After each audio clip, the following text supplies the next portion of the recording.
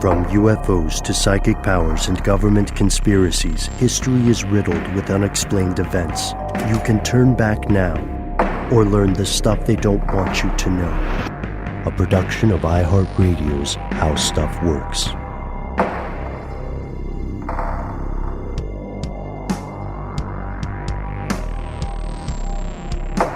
Welcome back to the show. My name is Matt. Noel is on an adventure.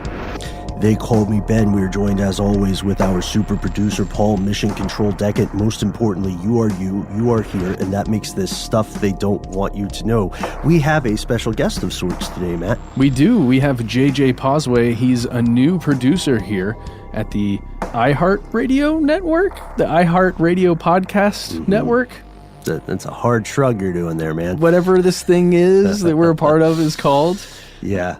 It's pretty awesome. It's good to have you here, JJ. Apparently, he knew what this show was before getting here. Right, and we're still friends. Yeah, I know. It's a trip. He hasn't looked me in the eye yet, just because I kind of ran into the studio right before we hit record.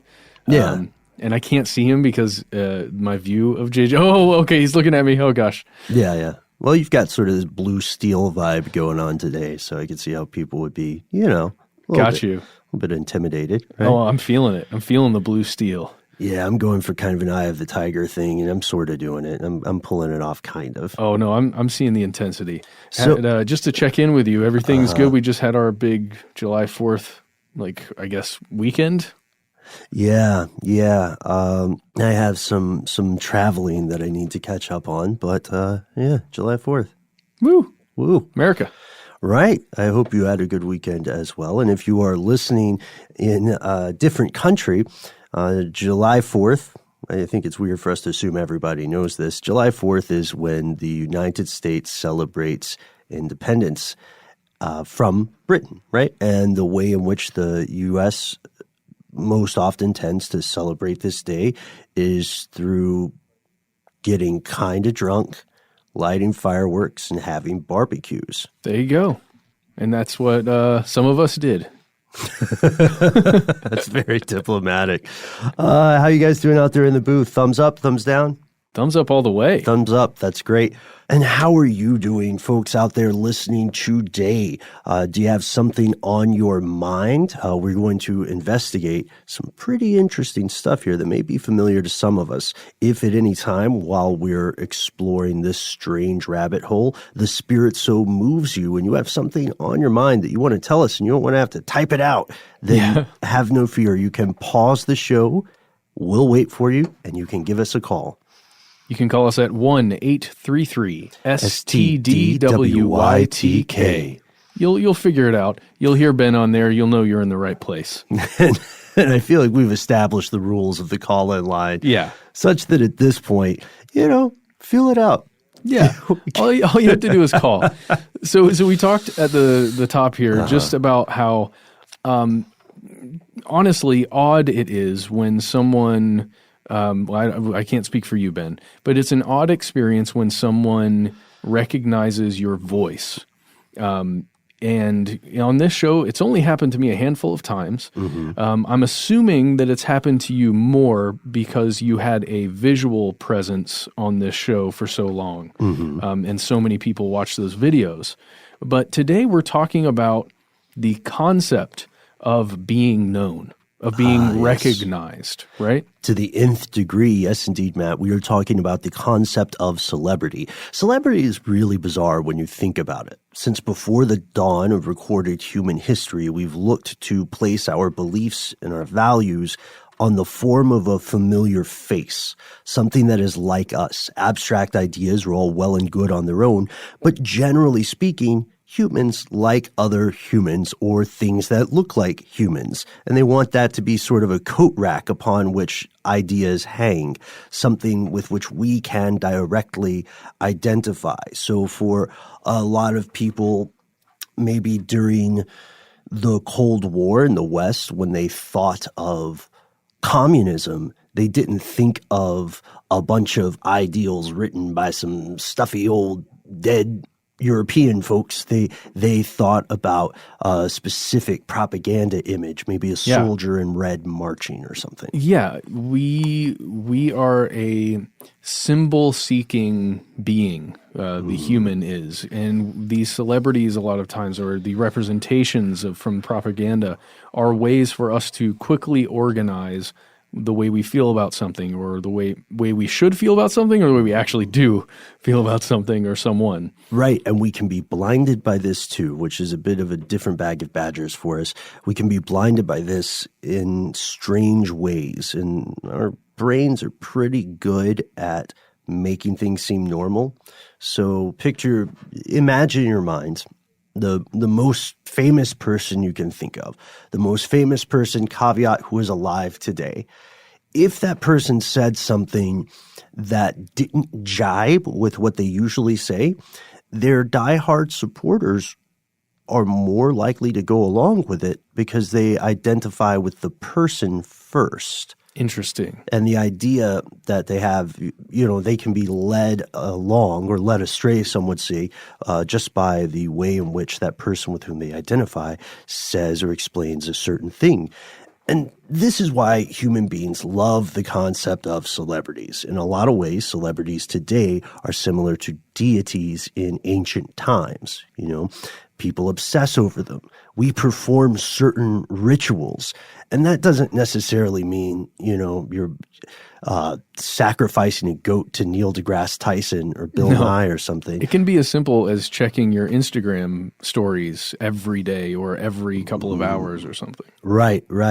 Or you always listen to a song by your favorite musician when you're about to do a thing. You know what I mean? Yeah. Like you always play On the Road Again by Willie Nelson when you're on a road trip or something That's like the first track, at least.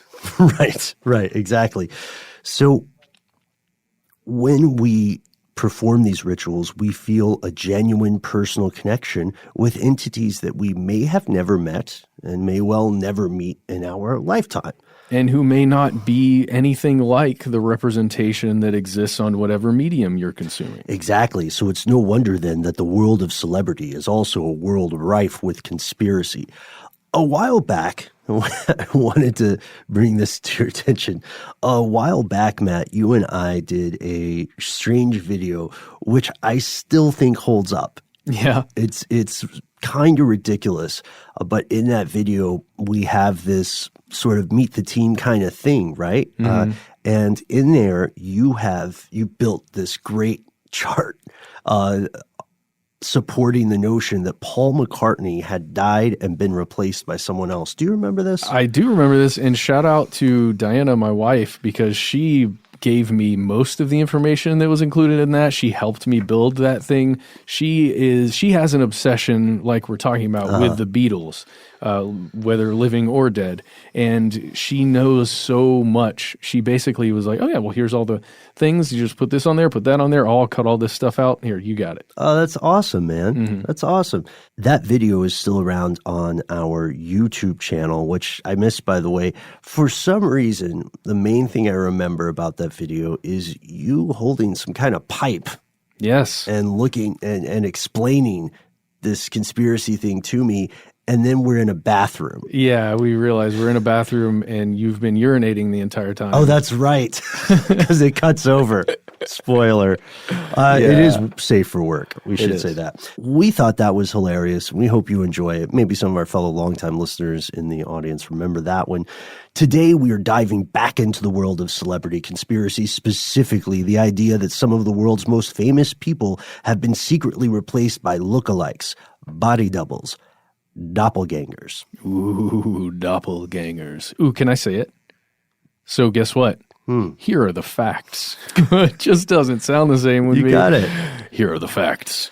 When we hear that word celebrity, we've been talking about this whole time. We're all on the same page. We understand what that is. Somebody who is known, a famous person, an athlete, a musician, an actor, maybe even one of those Insta-fluencers. I don't even know how you say it.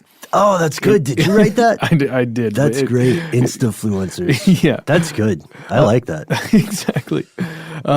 But there's a thing here.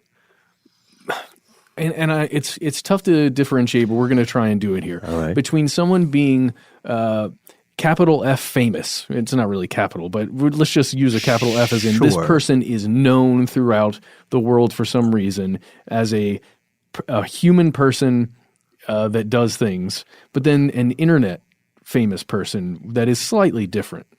Yeah, I would say so. I would completely agree with that. So we're talking maybe about athletes, musicians, actors, and so on.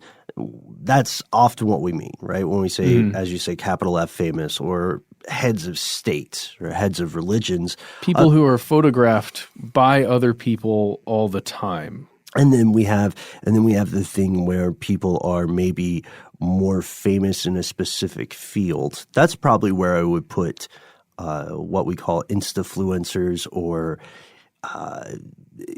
very, very well-known YouTubers who focus on a specific thing, right? And of course, we have to be honest, podcasters fall in that.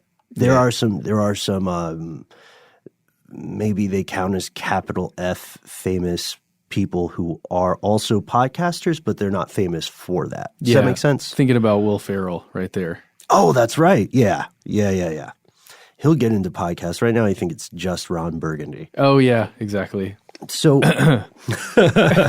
so it's strange, and it's also it's a bit unsettling, the idea or the notion of celebrity, because it places hierarchical value on people in a way that should not really exist. Absolutely. So with all that in mind, if we do a very broad definition, if we sort of mash up those kind of known in their field people and the worldwide known people, you know, the Michael Jacksons and so on, if we smash them all together into one thing, we can ask ourselves how many people in this world, in one way or another, would be considered famous.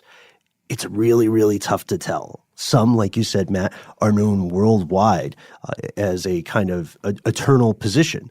Like the Pope changes, but everybody is aware of the idea of the Pope. Yeah. The Pope is very, very well known. Not always very, very popular, but very, very well known. And some people are known more in their field of expertise. What's someone who would be a really specific field of expertise that we know? I'm thinking of scientists a lot of times, or like perhaps an FBI investigator that is known in the true crime world and or the law enforcement field. Great. Okay, I've got one. How about Nobel Prize winners? So there's an American astrophysicist, John C. Mather, who essentially proved that the Big Bang was real, not just a theory. He is very well known in his field. Yeah. But, you know, it's difficult because if you ask the average person, this is not a ding on the average person. If you ask the average person, name your two favorite astrophysicists, they might have a tough time. Yeah. Because most people's conversations are not going to relate to that on a day-to-day basis. So we have experts in their field, we have worldwide famous, and then we have some infamous people, like the child molester Jeffrey Epstein. Oh, hey. It's not alleged. We don't have to say alleged. Let's do an anti-shout out to you, Jeffrey Epstein, for possibly actually facing charges and going to jail maybe this time. We'll see. We'll see. I think at this point the money matters less than the potential co-conspirators who could be indicted. I don't know. I don't want to be too skeptical about it, but it's just so rare for people at that level to go to jail. And especially after what happened last time, that we have a whole episode on about if you're interested. But beware, you will throw things as you're listening to it. Right. And maybe it'll be like the Westminster child abuse circle, where they tossed out a few scapegoats posthumously. Yeah. And then the people who were implicated were also the people investigating it, and nothing ever changed. I don't know. Hope springs eternal. Anyway, so we've got those people. Infamous, the villains, the well-known experts in their field, the worldwide, everybody knows who that is kind of people. How do we tell how many people in the world are those sorts of folks? Well, we have some help here in this quest, even if it's not the perfect examination of it. It's getting us somewhere, right? There's this mathematician named Samuel Arbsman who took a pretty interesting approach. Back in 2013, he looked at Wikipedia, and they have this thing on there called living people. It's a category in which you can kind of search and navigate through. Mm-hmm. And at the time that the count in 2013, the number of living people was just over 600,000, 604,174. And he even admitted with his own study and everything he was doing that Wikipedia's notability standard was pretty low as when it came to like who is famous, who is not famous, who is worthy of being on Wikipedia. Right. Some of our coworkers are on Wikipedia. I don't think we are. But some of our coworkers are. Yeah, we are not. Josh and Chuck, I believe, are on there, and I think maybe Holly and Tracy. That makes sense. The question here is how many of these over 600,000 people has everyone heard of? Could one person have heard of them all? That is doubtful. Yeah. It's just so many people. But with this in mind, we can at least, as Arbsman puts it, get a hint of understanding. We can get a little bit of a spider sense or a guesstimate about how common fame is in the world. And so here's how his shortcut works. He divided the famous people count by the global population in 2013, which was 7.06 billion approximately. Mm-hmm. And then with that math, he got the number of 0.0086%. So much less than 1%. Which is probably good for everybody's sanity, right? And probably bad for the celebrity stalker industry, but, they're just going to have to deal with it. This number is not ironclad by any means, but it's still pretty fascinating because it tells us when we're talking about possible celebrity doppelgangers, we're also talking about a very small subset of an already very tiny slice of humanity. And based on that fact alone, Initially, we might think it would be easy to spot an impersonator or a replacement. There's someone saying, I am the number one Carly Rae Jepsen fan. Is that a person? I think so. I don't know who it is, but I've heard that name before. Okay. So someone loves this person, Carly Rae Jepsen. They say, I've got all of her albums or videos, whatever. If she's done it, if it's in the public sphere, then I have it, says the super fan. So I would notice immediately a change, even if those filthy casual Carly Rae Jepsen fans don't understand the magnitude of my work. Then we could go a bit further and assume the average living celebrity will tend to be photographed and filmed more often than the average non-celebrity, right? Yeah, I mean, it would have to be. Or would it? Yes. So a lot of the things we've been discussing thus far are our assumptions. We're making assumptions based on, evidence and numbers and our own experiences, but they are assumptions.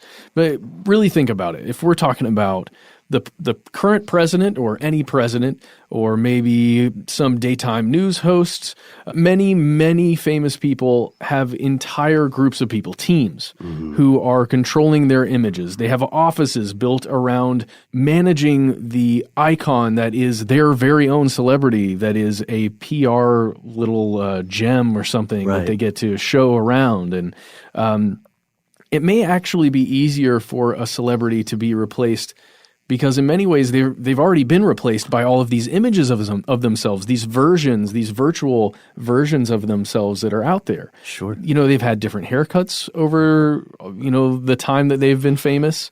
They wear a lot of different outfits. They go to all these different places and do different things. Celebrities, yeah, I think that's a good point. A lot of celebrities are more tightly controlled than one might imagine. When we say replaced, we don't necessarily mean somebody's cutting off their fingers one by one and sticking other people's fingers on their hands, but that would be interesting. They live by scripts a lot of times, right? Even if it's not their own intention. Like their words may not be their own. Their Yeah. words may be written by publicists or speechwriters or social media gurus. Their candid selfies are often carefully orchestrated by professional photographers, and their trends and attitudes or their public stances may be dictated by deep dive marketing research indicating the most attention-grabbing responses, opinions, or hot takes of the day. Or for some movie that they're about to put out, they have to say certain things or be careful not to say other things. So it might not be as difficult for a celebrity to be taken out and replaced. It might not be as difficult as it initially sounds, because let's admit it sounds kind of out there. But the question today is, could it really happen? Could some celebrity known around the world actually be replaced? And if so, how? And if so, why? And we're going to talk about that after a quick word from our sponsor.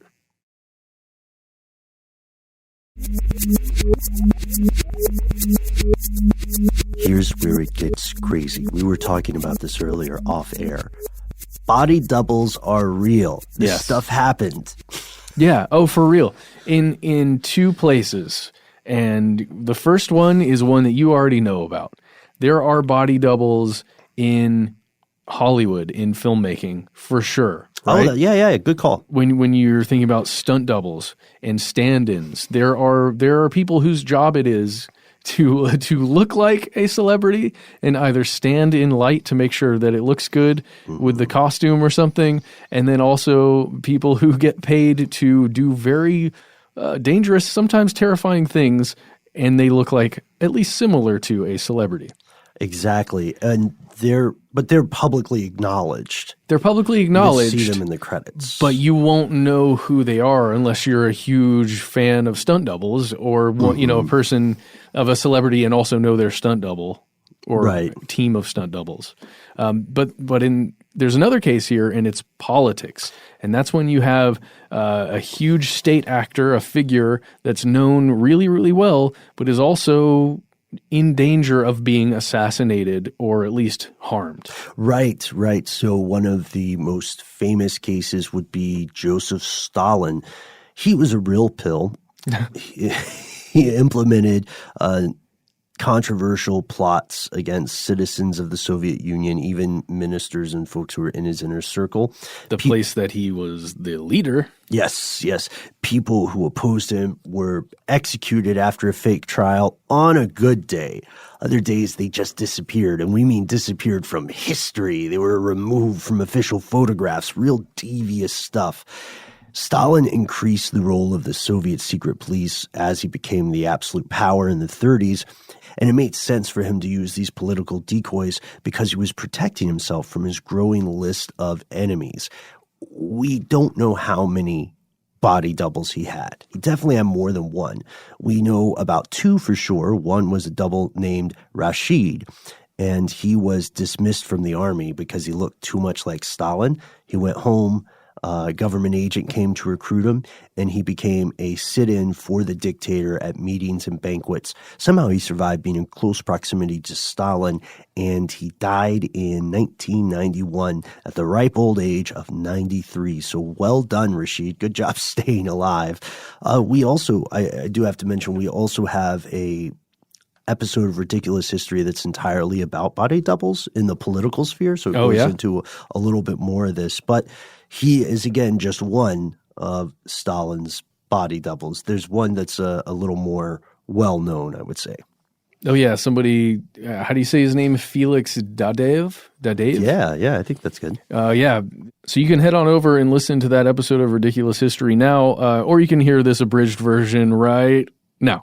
Oh, this is one small fact about Dadaev. He was so good that in 1945, he was flown to Yalta and he met with President Roosevelt and Prime Minister Churchill. Whoa! During the post-war reorganization year. Gotcha. Was it as the double? It was Stalin. They thought he was Stalin? Mm-hmm. Oh my God! Which, I mean, well done, right? Yeah. So this is one example, but then we also have the examples from the Middle East, most famously Iraq. Yes, Saddam Hussein and one of his sons were really, really big body double fans. Let's see. We've got some quotes here that come from inverse.com. It says the late Iraqi dictator reportedly employed a roster of body doubles when he was ruling. And when we say roster here, we're not talking about one or two really good body doubles. We're talking about dozens perhaps of people who looked similarly enough to him that they were employed throughout his rule. Right. He was a prolific fan of body doubles, and people would observe this, keep a very, very close eye on it, especially as tensions were ratcheting up in that part of the world. And they would read more or less kind of read tea leaves and try to interpret smaller clues like the way his bodyguards acted. Did they act differently around the true dictator than they did around his body double? Saddam was reportedly possessed of a little bit of an ego. Yeah. And he was a big fan of close-ups. And so people began to think, well, if he doesn't get his close-up in during one of his many speeches and proclamations, that means it's a body double. People were so worried about this that in 2003, when he was captured, then Defense Secretary Donald H. Rumsfeld had to go out and address concerns that they may have nabbed a decoy, and they were figuring out ways to determine whether this was the real Saddam Hussein. And this practice continued.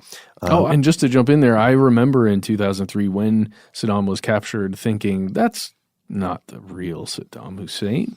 And I was very skeptical of it, but I didn't know. Mm-hmm. I wasn't thinking about it at that level at this point, but I was aware just through pop culture that Saddam Hussein did employ body doubles. And his oldest son, Uday Hussein, was a monster, and that doesn't have anything to do with his practice. It looks like he learned from dear old dad, and he started using body doubles as well. There was a guy named Latif who said he went to school with Uday Hussein, and in 1988, he was enlisted to be Uday's body double non-consensually. Yeah, because in Iraq, there's this mandatory thing where you have to join the military when you reach a certain age, and Uday's body double was basically told, yeah, you are going to join as Uday, and that's it. That's what. That's what's happening. Yeah. And the guy who was Uday's body double survived, escaped Iraq, and there was even a movie made about his story called The Devil's Double. Yeah, and he is one man, the person that we're talking about. Sure. And he had some stories to tell. He had a lot of claims, and it's difficult to, back a lot of that up with hard facts. But again, this is a person who experienced them and then is claiming to have experienced them. But he said he got shot over 25 times, how many times? 26 times, I think. 26 times while he was impersonating the son of the Iraqi dictator, as well as something else crazy. Oh, he was describing Uday as essentially someone who was off his rocker. Oh, yeah. Incredibly violent and enjoyed torturing people. Really enjoyed it. And, it's tough because that's one person's opinion. I don't know enough about him. I've seen other documentation of other people claiming very similar things, so I'm inclined to believe it. Okay, that's very fair of you. I just want to go on record. He did torture people, abominable, unforgivable things. We're talking repeat sexual assault. We're talking murdering people for the thrill of it, like the old Diet Coke commercial jingle.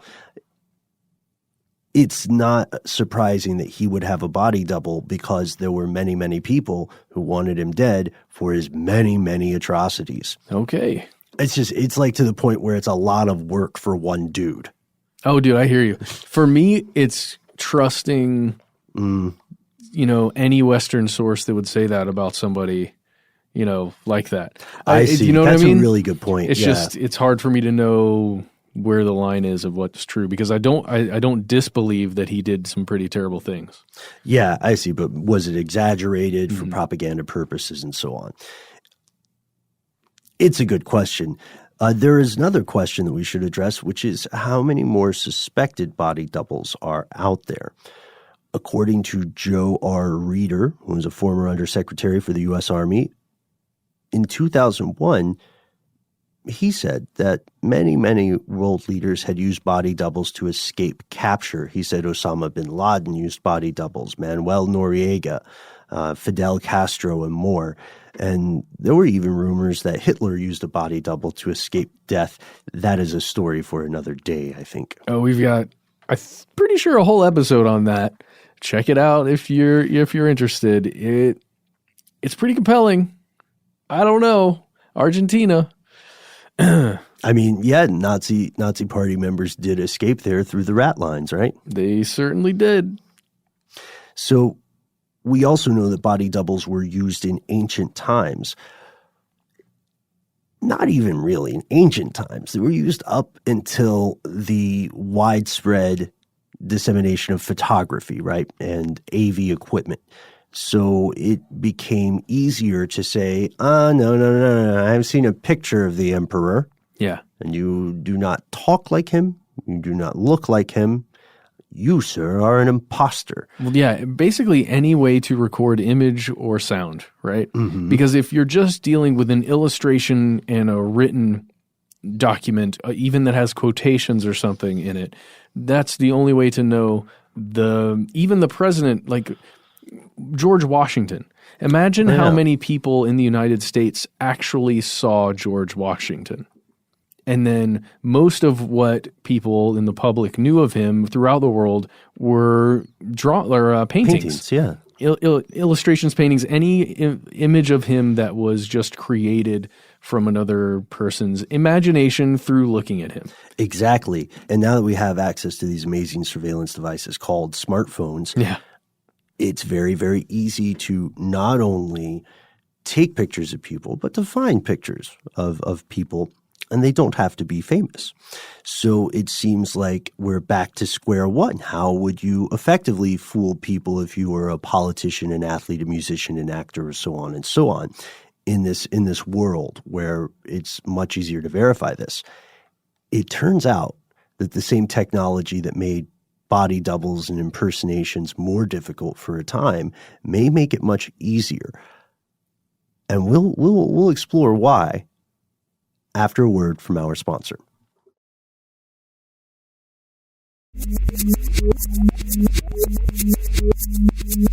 All right, that's a bit of a bait and switch. Yeah. Because we have to get to celebrity body doubles. This is the meat of what we are. This is the meat of the conspiracy burger. Okay. So I didn't eat lunch today. These are all going to be food comparisons. Me neither, and I'm right there with you. I would like to add some Bieber bacon on top of whatever this sandwich / hamburger we're creating here. And really, there's an entire industry out there of people impersonating celebrities. Really. Sure. Yeah. And it's what we were talking about right before the break, too. Your phone, Instagram, Facebook, social media. On the streets of New York City, there are people, and LA, my God, just everywhere. There are people who impersonate singers and go do shows. There are people who impersonate actors and do events. There are people who impersonate fictional characters. I have some pretty good friends who impersonate Bill Murray. Not yet. Okay. No, I think that was just him. I think that was Bill. Oh, really? No one will ever believe us. I know. But I know some people who, for instance, appear at functions, children's parties and stuff as, Cinderella or as Snow White or something. I also have friends who do this. Yeah, and that seems like a really wholesome gig. We're not talking about those kind of impersonators. We're not talking about someone who is doing a spot-on Kiss cover band or something. We're talking about impersonators who replace celebrities in a way for the purposes of crime. And this goes back to the Bieber bacon that you mentioned earlier. Yeah. More of a Bieberito, right? It is yeah, the Bieberito comes after the bacon. So the bacon is Actually, it's terrible to call it that because I'm a big fan of bacon. Big ups to you, bacon, just for existing and being. And even though you're terrible for me and for the environment and all of those things, thank you for providing your oils with which to cook other things. Okay, let's just get on here. So you may love Justin Bieber. You may loathe him. Either way, there's no denying that this guy, the image of him, his voice, everything about him, it's extremely, extremely popular. Okay. And specifically with younger women, younger girls, teenage girls in particular. And there's this man named Lee Moir, M-O-I-R. He was 34 years old. And he really capitalized on Justin Bieber's popularity, and not in a good way. No, he would pretend to be this teenager, Justin Bieber, online, and he would talk to teenage fans, and he would start hounding them for money, and then explicit sexual videos of themselves. If they didn't send him money, then he would say that he was going to post their videos online. This guy's an uber creep, and you have to imagine how emotionally traumatizing that is. Yeah. You're a huge super fan, and it's your favorite singer. You have maybe it's your first crush or something, and you think that this person is asking you, an underage person, a child, for nude videos or something. And then for some reason, this guy who's got to be at least a multimillionaire is shaking you down for cash. Yeah. Hopefully, you'd think that someone would recognize that. But again, that kind of fog of celebrity, it's powerful. Right. And some people start successful criminal careers by rinsing and repeating this sort of tactic. There's an impersonator named Emma Charlton who posed as a Vanity Fair editor. Anna Wintour, the one who occurs in that film, The Devil Wears Prada. Mm-hmm. So Charlton tricked this guy into falling in love, marrying her, and then she just robbed him blind. It turned out she had a long history of impersonating other people, some famous, and fleecing various dudes that thought they were in love with her. So those are pretty dark. That's still not quite what we're getting at, right? Let's go to something a little bit softer just for a second, right? Because people also impersonate celebrities for the purpose of pranking, right? Yeah, there was this thing that occurred back in 2018 where this picture of Justin Bieber was going all around the internet. I think we may have mentioned it in passing before on this show. This is what I meant by Bieberito. Yes, exactly. Where it was a photograph of Justin Bieber wearing a hat, sunglasses, and a hoodie, and he was eating a burrito from the center of the burrito rather than at one of the ends, and it was supposedly taken by some passerby while Justin Bieber was enjoying a burrito just out in the park somewhere, and it got retweeted so many, I don't even know exactly how many times. Thousands and thousands of times. It was posted on all kinds of different blogs, and it became, I guess, a trending thing that was occurring. Uh-huh. But it turned out that it was literally just some pranksters that were pretending to be Justin Bieber, and that's all it was the entire time. Mm-hmm. But you'd think that with the number of people who know who this kid is, or this guy, Justin Bieber, I guess. Mm-hmm. He's a bit older now. But who know who he is, they know exactly what he looks like. You'd think that somebody somewhere would have figured out that wasn't him. But it didn't happen until these guys posted a YouTube video explaining exactly what they did and how they did it. Wow.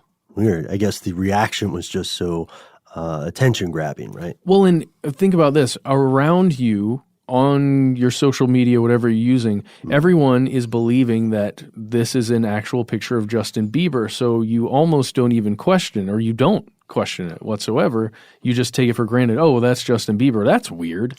I'm going to be honest with you, Matt. I'm just going to lay it all out on the table and confess to you.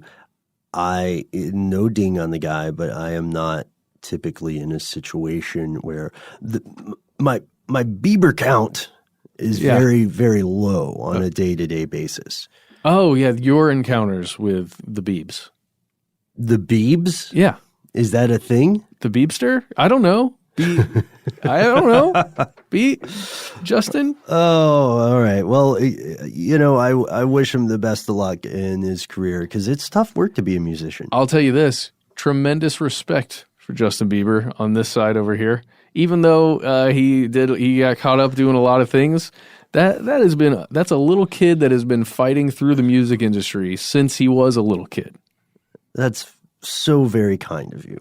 I mean, come on. I don't have a statement because I just don't know much about him. But we see how even a very well-known person can be impersonated. Absolutely. Very, very easily. It doesn't matter how famous you are. And maybe to your point about social media, it could make it easier. Now we get to the stuff that people will tend to dismiss out of hand. What if a celebrity was not consensually impersonated, right? What if they were murdered and replaced, somehow taken out? This brings us to 2015 when BuzzFeed's Ryan Broderick found a Brazilian blog called Avril is Dead, referring to the musician Avril Lavigne. The idea is, in the blog, that Avril Lavigne got famous in the early 2000s, and then she was emotionally overwhelmed. Her grandfather passed away, and she died by suicide right after the release of her first album, which was called Let Go. Oddly enough, according to this theory, the record company, the record label, did not let go because the first album was so successful. They said, okay, we can just get someone who looks kind of like her, a doppelganger, and keep the machine going, keep the money coming in. A little while later, Avril Lavigne finally addressed this idea, and she said in an interview on an Australian radio station, KIIS 1065, for anyone interested. Nice. The host asked her, did you laugh at the rumors that went around where you no longer exist and there's a clone of you? To which Avril replies, yeah, some people think that I'm not the real me, which is so weird. Like, why would they even think that? For supporters of this theory, you're probably white-knuckled right now with your hands on the steering wheel or whatever, and you're saying, of course, that's what the clone would say, right? Or the actor would say. Yeah, exactly. But, as weird as it sounds, imagine, just put yourself in the shoes of some record company. Now, this is going to sound weird, but just imagine this. You're the head of a record label. You just had one of the most popular albums ever come out, or at least within the past couple of years, come out on your label, and it's this one singer-songwriter that is going to make you, they've made you millions of dollars. They're going to make you millions and millions of dollars with their next album and everything. What if that person dies and it's kept quiet enough to where you think, well, maybe we can put out another album? I mean, that's insane to think about. Like, what would you do given the opportunity, right? Exactly. You already have millions of dollars. You're set to make millions more, tens of millions of dollars. What would you do to continue that money flowing in? I don't know. That's one of those age-old questions. Why do powerful rich people do some of the things that they get accused of and sometimes convicted for? Sure. Well, anyway, so it goes to Black Mirror. Have you seen season 5 Black Mirror? Yes. So there are only 3 episodes, but one of them features Miley Cyrus, and in it she plays a pop star called Ashley O. Mm-hmm. And this pop star, spoilers, by the way, ahead, right after this. Countdown. 3, 2, 1. Spoilers. So she gets placed in a medically induced coma by her management team, essentially her aunt and some other people working for her. And then they want to replace this pop star with an AI. Essentially, it is called Ashley 2, but it's created from this weird little compartmentalized, PR-friendly version of Ashley O's personality. Yeah, but the hardware they start off with is, I very rarely use this word, but it's kind of cute. Oh, the little tiny robot doll thing? Yeah, no, I agreed. But in this case, they're going to make use of holograms and Ashley O's personality to basically replace the pop star completely. And it feels a lot like this story with Avril Lavigne, to continue the money flowing in, they would do whatever they needed to do to make this person at least seem real. Right. And they would be able to apply near future technology. Yeah. And it's, but it's not the first time some pop star has been, accused of being not the real one. Right. That's correct. This one is for you, Diana, although working with us on that previous video, I'm pretty sure you know all of this already. That's right. September 1969, a rumor that Paul McCartney, famed member of the Beatles, had died began spreading across college campuses in the States. These rumors expanded. There was a snowball aggregate effect because people felt they were finding more and more clues hidden in album covers and in Beatles songs. And clue hunting was infectious, addictive, and fun. Within a few weeks, this blows up and it's global. For most people, this craze was short-lived. And Paul McCartney, if it is him, has an interview where he says, no, I've been taking some family time. I've been in Scotland, Kenya, places like that. I've been kind of off the grid. Because, I'm massively rich. Yeah. And I can just go places like that. And John Lennon is very stressful to work with. That's pretty obvious, right? I mean, yeah.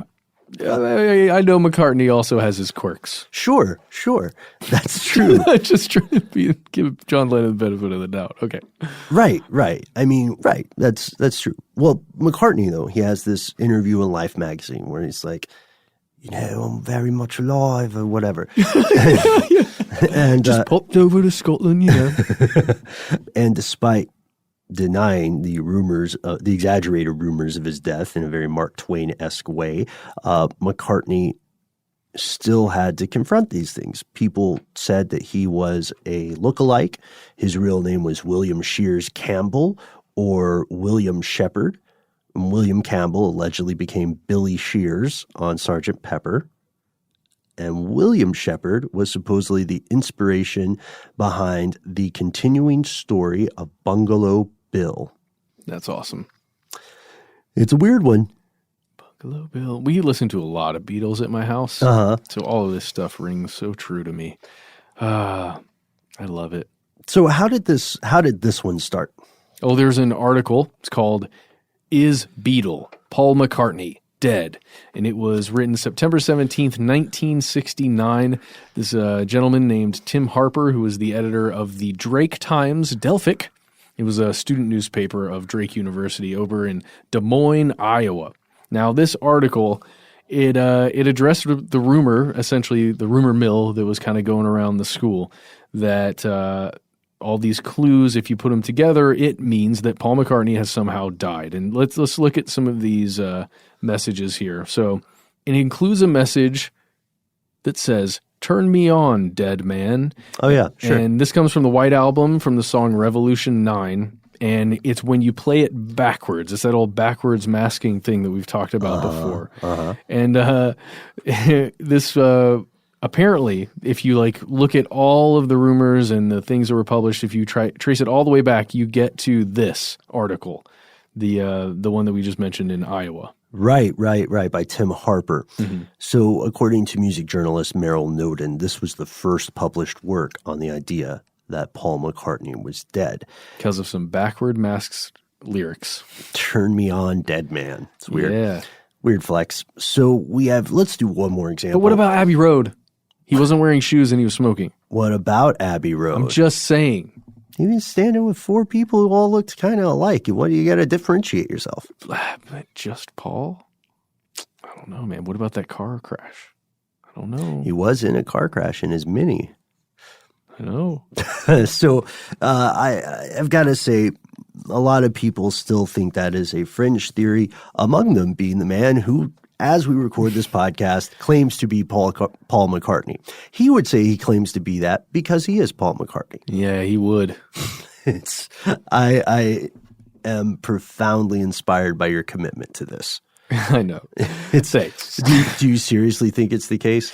No, I don't. I will send you and Diana on an adventure in a foreign country if it turns out that he is not really Paul McCartney. Okay. Accepted. Deal. I will work. My life's work now will be to prove that is not Paul McCartney. So we'll do one more before Matt and Diana put me in the poorhouse, and that is Taylor Swift. This is a weird one I found. People were arguing, based entirely on the photographs, that Taylor Swift is in fact the clone of a former satanic priestess. Yeah, right, as you do. This dates back to 2011, and people say that Swift is actually a clone of one Zena LaVey, the daughter of the founder of the Church of Satan, Anton LaVey. Whoa. And there are a bunch of videos on YouTube comparing the two. I would suggest, take a look at them if you want. They don't look very similar, but a lot of that is interpretive, in the eye of the beholder, and so on. So right now, it doesn't seem that there's too much sand to the idea that celebrities could be killed, replaced, or taken out. We're not quite at that Black Mirror level yet. At least not in person. It is going to happen, though. It's going to happen. It's not going to maybe happen in person, but we are in the world of deep fakes. What is deep fake, aside from another episode? Well, it's a way to digitally manipulate the sound and image on in digital photography and audio to make it seem as though a person, in this case a celebrity or well-known individual, is saying or doing something that they are actually not. Mm-hmm. And it's quite effective. If you go back to 2016, I'm, by the way, just watching Mr. Robot Season 3. And back in Season 2, they had just a quick little piece of video that happens on a television screen where President Obama is talking and he mentions one of the characters, Tyrell Wellick. And at the time in 2016, I remember being taken aback by it. I didn't understand, how did they get the president to say that? Why would he agree to that? I don't know. What do you pay a president when he makes a quick little cameo? Counterpoint, you don't pay presidents, you donate to their foundations, charities, and campaign funds. Oh, there you go. There you go. I was perplexed by it, and I remember, I think I can't remember if we mentioned it on the show at when it came out, but we have talked about it since then. And you can see there are YouTube channels online with the deep fakes that are super just believable and scary, putting other people's faces on bodies, making those bodies say things, putting words into the mouths of other people who are being interviewed. If you want to, let's just stay on the President Obama thing. If you go to 2018, 2 years later after the Mr. Robot Season 2 thing, you go to this video that Jordan Peele made. And he impersonated President Obama quite a bit in his career, or he continues to do that. But for a while there, it was one of the funniest things he was doing, at least according to me. Right, he nailed the voice. Just so good with the voice. Well, he made a video in 2018 of him talking and a deep-faked video of President Obama saying all the things that Jordan Peele was saying. I remember that, yeah. And it was in warning to everyone that you have to really trust the news sources that you look at. You have to trust the videos you watch. And it's becoming harder and harder to do that. I would say the opposite. I would say you have to distrust more stuff. Well, yeah, you have to trust the humans that are behind the things. Right, exactly. You have to trust the source, or you have to at least do your own due diligence on this. And Hollywood, of course, is very, very excited. They're over the moon about this. Can you imagine how much more affordable films will become? Why would you need to pay whomever, like Julia Roberts or Idris Elba? Why would you need to pay them millions and millions of dollars every time you make a movie when you could just buy the rights to their likeness and their voice and then use deepfake technology? Holograms are there. They're pretty sophisticated, but we're not at the point where they can replace human beings yet. Well, and at this point, almost all consumption occurs on our phones. True. Also, I got to go on this one pitch. I got to pitch one thing. Okay, so imagine we combine deep fakes with AI, kind of limited AI. This leads us to a strange place very, very quickly. I have a prediction. I predict that in the midterm future, so it's completely possible that we could democratize screenwriting and filmmaking in a very strange way, a way that would not require more than one human being to be involved. Imagine if you had something that was like Alexa or Siri or Google Home or whatever, and instead of just messing with audio, this would mess with audio and visual. So you could just say to it, you could say, hey, Google or Alexa, combine Police Academy 4 and just name another film. Back to the Future 3. And Back to the Future 3. Just combine those together and make a film for me. And then this algorithm would be able to write the script for that combines these things, take the references from the other visual aspects and combine those so that we would have something like, Back to the Police Academy 4 or Back to the Police Academy 3. You know what I mean? Yeah. Oh, wow. Or Police Academy to the Future. You know what? It's completely possible. And then that means the only human being involved in that entire process, once this technology exists, is the person who asks the question. And I think we're on the way there. Wow. Pretty stunning stuff. Yeah, it's funny, too, because all you'd have to do is combine some of the top-grossing films over the past 50 years, basically. And then you could just have new hits and change the proper nouns. And script writing is so formulaic in many ways for a lot of those films. But it appears that, at least for now, at least in the cases we've outlined, there's no solid proof of celebrities being actively murdered and replaced. Yet, we do see the numerous possibilities for replacement, if not assassination, and we do know that there are likely body doubles out there in other forms, they're still bodies, other forms or other applications would be a better way to say it. And I just have to say something here. I believe that a lot of these allegations that come up with body doubles, especially with celebrities who were younger women at the time when they became celebrities, like your Taylor Swifts and your Avril Lavignes and all this. A lot of this feels like, I don't want to say, I don't know if it's, body shaming isn't the right term, but the disbelief that a celebrity, especially a female celebrity, looks differently than she did when she was, 17, 18, whenever she became popular or younger, I think has to do with our own perceptions of that and how we've been manipulated by media to view women as they age. Is that, I feel like there's something there. There could be an aspect of that, because for sure. There's an interview with Avril Lavigne where she was being asked, have you heard the rumors that you were replaced and everything that we were discussing? And the images of her, she does not look like she did. At least whenever she was interviewed, 2016 or something, mm-hmm. She does not look anything like the Avril Lavigne that we all grew up watching on MTV. And it's just the nature of growing up and changing. And I don't know. I feel like there's something in there with the way we treat celebrities and follow them over all of this time, mm-hmm.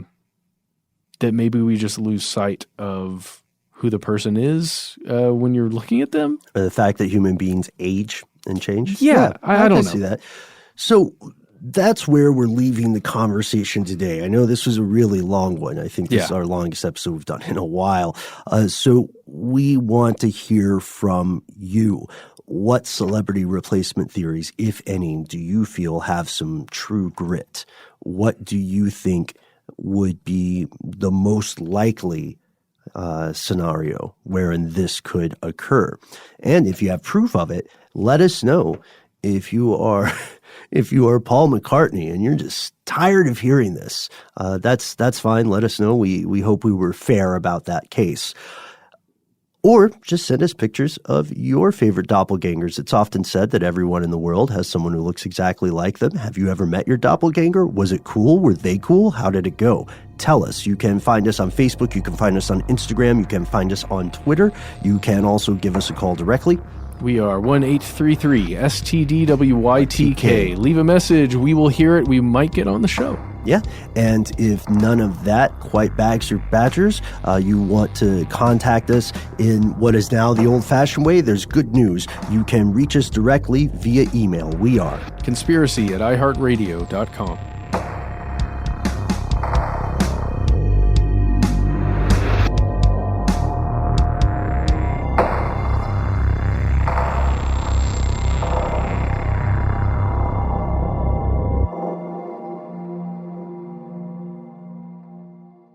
Stuff They Don't Want You to Know is a production of iHeartRadio's How Stuff Works. For more podcasts from iHeartRadio, visit the iHeartRadio app, Apple Podcasts, or wherever you listen to your favorite shows.